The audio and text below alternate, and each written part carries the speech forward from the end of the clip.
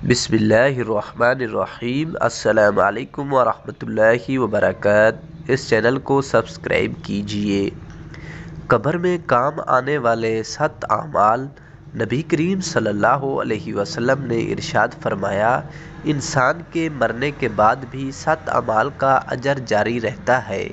جب کہ انسان اپنی قبر میں ہوتا ہے، کسی کو علم سکھایا ہو، نہر کھود کر پانی جاری کروایا ہو، پانی کا کنواں بنوایا ہو، درخت لگایا ہو، مسجد بنوائی ہو، قرآن مجید کو اپنے پیچھے چھوڑ گیا ہو، یعنی قرآن کریم خرید کر وقف کر دیا ہو یا کسی کو قرآن پڑھایا ہو، اپنے پیچھے نیک اولاد چھوڑی ہو جو اس کے مرنے کے بعد اس کے لیے دعائے مغفرت کرتی ہو۔